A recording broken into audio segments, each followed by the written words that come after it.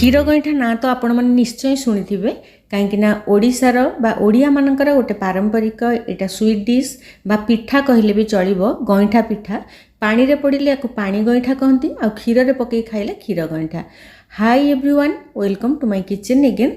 आज गोटे नुआ डिश आपण मानक पई बा रेसिपी शेयर करूची जोटा कि मु सुजी रे बनैची, किंतु ए गईठा पिठा प्राय चाउल आ नड़िया बटा हेकी करा जाए। उषुना चाउल रे करले आहुरी पेट पई भल, किंतु जेहेतु मु टिके ताकू जेमती भी गईठा पिठा करा जाए मु ताकू टिके चेंज करके करिची। काहेकि एटा मोर माँ जेजेमा माने करबा मु देखिथिली, से माने चाउल नड़िया बाटिकी करंती, किंतु मते सुविधा जेमती लागिवो मु सेमिति गोटे करिकी रेसिपी आपण मानकू देखौची। सुजी नेइची मु 150 ग्राम सुजी नेइची, ता पई 200 ml रो पानी नहीं कि पानी फुटी गला परे लूण आ 2-3 चमच नड़िया कोरा देइची। आपण माने चाहिए भी नड़िया कोरा एबे नदेले भी चलिबो, जस्ट टिके खाली मु ताकू चेंज करिची जेमिति से माने करूथिले बाटिकी करूथिले। मु सेथरे 2 चमच नड़िया कोरा मिसेइची। सुजी भल भाबरे फुटी गले जेमिति लम्स फ्री हुए हमर डो, ताहले भल भाबरे गईठा आमे गढ़ी परिबा।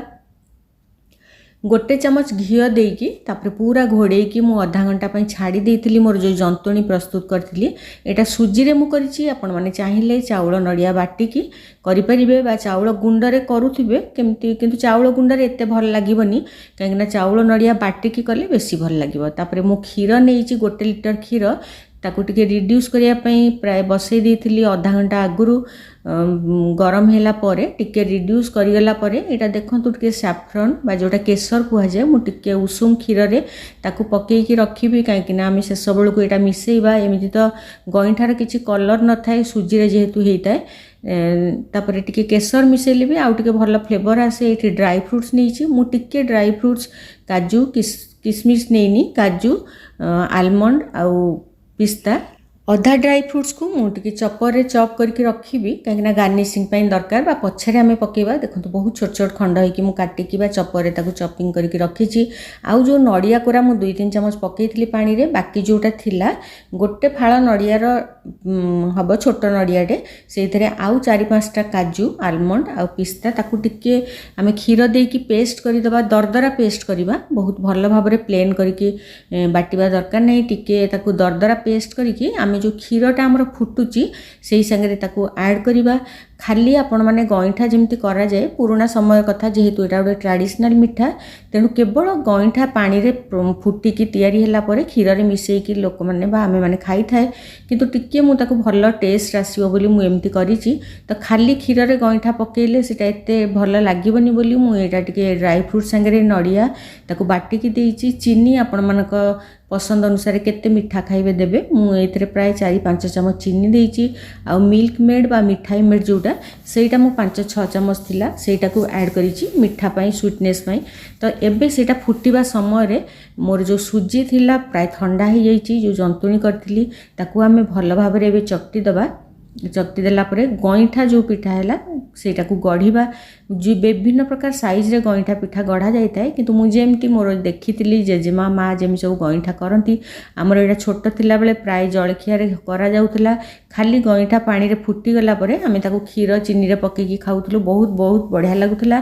काहेकि चाउल नड़िया बटा हेकी शिल रे सेटा प्रस्तुत होउथला, किंतु मु ताकू सुजी रे करची। बहुत जल्दी हबो आउ टेस्ट भी भल हबो आउ जल्दी सिझिबो, बेसी समय दरकार हबनी, सेति मु सुजी रे करिची।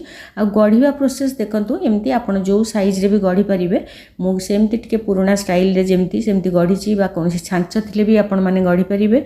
एमती सब प्राय 10-12टा मोर हेइतला गईठा। टिके ताकू फोर्क रे मु माने चेपा करिया पई टिके फ्लैट करिया पई मु टिके फोर्क रे ताकू चापिकी रखीची। एबे गईठा सब मोर प्रस्तुत हो गला, ताकू आमे पानी रे आगो फुटेई दबा, किंबा आपण माने जदी हबो इडली छांचरे भी ताकू सिझेई परिबे। किंतु पानी गईठा जेहेतु कुआ जाए पानी रे ताकू पानीटा पूरा फुटी गला परे आमे से गईठा पिठा को ऐड करिबा।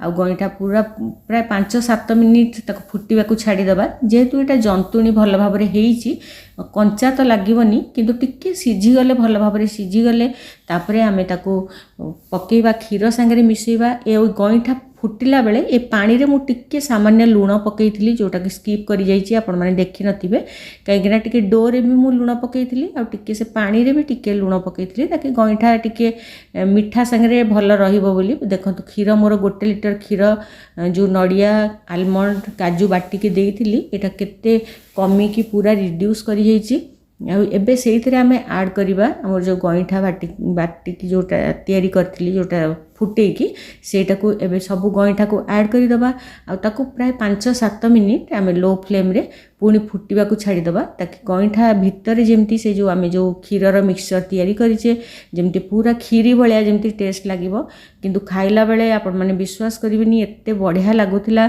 देखंतु प्राय 15-20 मिनिट मु छाड़ी देथिली ठंडा हवा पई बहलिया भी हो जाइए एबे आपण माने सर्व करि परिबे खाली सर्व करि परिबे ऊपर जहाँ ड्राई फ्रूट्स टिके देकी भी सर्व करि परिबे बहुत बढ़िया लगे गईठा पिठा तो एटा मु करिछि किंतु टिके मु ताकू ट्विस्ट तार देइछि जोथि पई कि टिके पूरा टेस्ट रसमलाई भलिया आस्तुला टिके गुजराती गुंड ऊपर टिके ड्राई फ्रूट्स आउ टिके केसर देकी सर्व करवा आपण मानकु केमती लागिला मोर रेसिपी निश्चय